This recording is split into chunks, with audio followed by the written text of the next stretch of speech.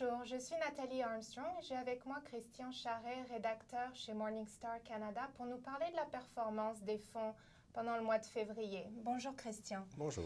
Alors, après avoir commencé l'année discrètement, les fonds communs canadiens ont enregistré un rendement robuste en février. Oui, pratiquement toutes les catégories ont obtenu des rendements positifs.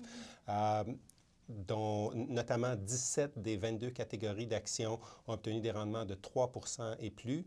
Plusieurs catégories même ont obtenu plus de 5 donc ça a été vraiment des gains généralisés. Les catégories de fonds à revenus fixes ont aussi obtenu des rendements positifs, quoique moins spectaculaires que ce qu'on avait vu au mois de janvier.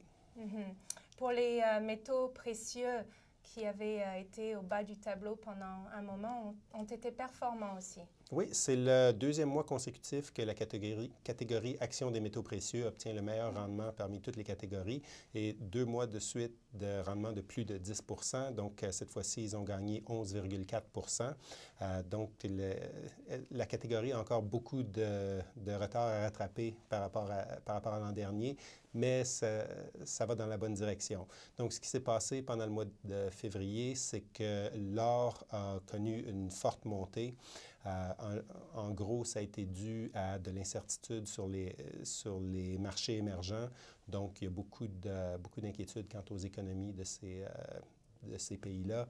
Aussi, il y a eu la situation en Ukraine qui cause beaucoup d'incertitudes économiques. Et finalement, l'économie des États-Unis a raté les attentes des analystes. Donc, quand elle a publié ses données sur le produit intérieur brut, ça a été beaucoup en dessous de ce à quoi on s'attendait.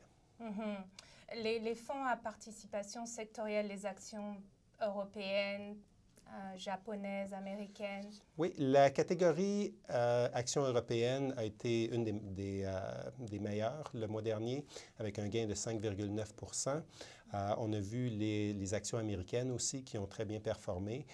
Malgré ce que je viens de mentionner à propos des données économiques, les investisseurs ont choisi de se concentrer sur d'autres indicateurs économiques qui étaient plus favorables et l'attente par rapport au PIB était déjà incorporée dans les prix des actions. Donc, ça n'a pas eu un impact majeur.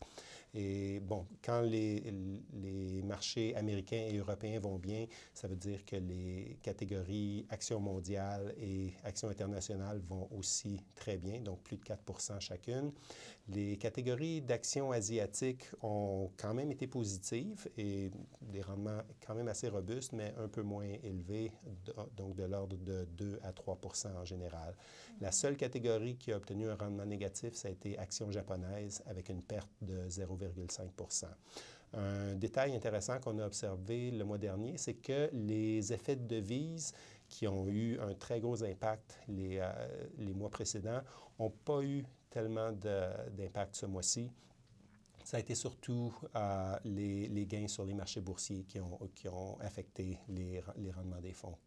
D'accord. Puis au Canada, les grands secteurs, les services financiers, les matériaux, l'énergie ont été performants aussi. Oui, donc j'ai déjà mentionné l'or qui fait partie du secteur des matériaux. C'est un des 3 principaux secteurs de l'économie canadienne.